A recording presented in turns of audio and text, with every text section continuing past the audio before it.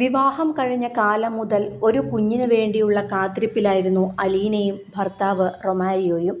പിന്നീടാണ് അലീനയ്ക്ക് ചില ആരോഗ്യ പ്രശ്നങ്ങളുണ്ടെന്ന് കണ്ടതും തുടർന്ന് ചികിത്സയ്ക്കായി ഇറങ്ങിയതും. ജോലിയും കരിയറുമെല്ലാം മാറ്റിവെച്ചാണ് ഒരു കുഞ്ഞെന്ന സ്വപ്നത്തിനായി അലീന പരിശ്രമിച്ചത്. ഒടുവിൽ ഈശ്വരൻ കടാക്ഷിച്ചതുപോലെ 10 മാസം മുമ്പാണ് താനൊരു അമ്മയാകുവാൻ പോവുകയാണെന്ന സന്തോഷം അലീന തിരിച്ചറിഞ്ഞതും. ആഹ്ലാദത്തിൻ്റെ നിറനാളുകളായിരുന്നു പിന്നീടിങ്ങോട്ട്. കുഞ്ഞിനു വേണ്ടി കളിപ്പാട്ടങ്ങളും കുഞ്ഞുടുപ്പുകളും വാങ്ങി കാത്തിരിക്കുകയായിരുന്നു അലീനയും റൊമാരിയോയും. ഒടുവിൽ ഡോക്ടർ പറഞ്ഞ നാളിൽ തന്നെ പ്രസവത്തിനായി ഇടപ്പള്ളി പത്തടിപ്പാലത്തെ കിൻഡർ ആശുപത്രിയിൽ പ്രവേശിപ്പിക്കുകയും ചെയ്തു. ഫെബ്രുവരി 15-ാം തീയതിയാണ് അലീനയെ അഡ്മിറ്റ് ചെയ്തത്.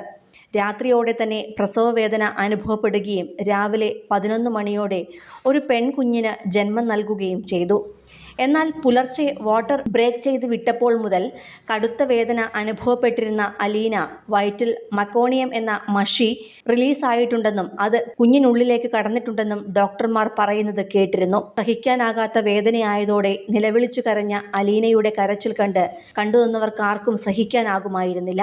തന്നെ സിസേറിയൻ സെക്ഷനിലേക്ക് കൊണ്ടുപോകുവാനും ഭർത്താവിനെ വിവരമറിയിക്കാനും പറഞ്ഞെങ്കിലും ഡോക്ടറോ നഴ്സോ അത് ചെവിക്കൊള്ളാൻ തയ്യാറായില്ല.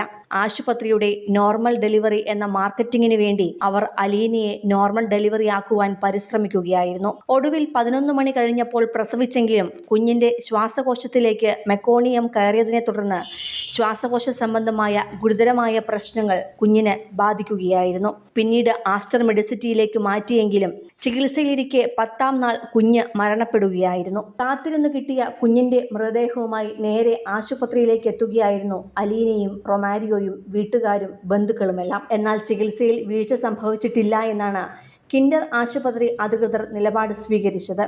പ്രസവ സമയത്ത് കുഞ്ഞിന്റെ ആരോഗ്യനില തൃപ്തികരമായിരുന്നുവെന്നും എല്ലാവിധ മെഡിക്കൽ പ്രോട്ടോക്കോളുകളും പാലിച്ചാണ് ചികിത്സ നൽകിയതെന്നും ആശുപത്രി പ്രതിനിധി അറിയിച്ചു.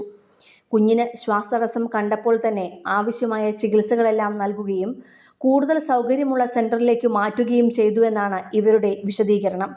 അതേസമയം പോസ്റ്റ്മോർട്ടം റിപ്പോർട്ടിൽ മെക്കോണിയം ആസ്പിറേഷൻ അഥവാ മലിനജലം ശ്വാസകോശത്തിൽ എത്തിയത് മൂലമാണ് കുഞ്ഞിന്റെ മരണം സംഭവിച്ചതെന്ന് വ്യക്തമായതായി ബന്ധുക്കൾ പറയുന്നു. സംഭവത്തിൽ ചേരാനല്ലൂർ പോലീസ് കേസെടുത്ത് അന്വേഷണം ആരംഭിച്ചിട്ടുണ്ട്. കളമശ്ശേരി പോലീസും സ്ഥലത്തെത്തി സ്ഥിതിഗതികൾ നിയന്ത്രിച്ചു. വലിയ ബഹളമാണ് ആശുപത്രി മുറ്റത്ത് ഉണ്ടായത്.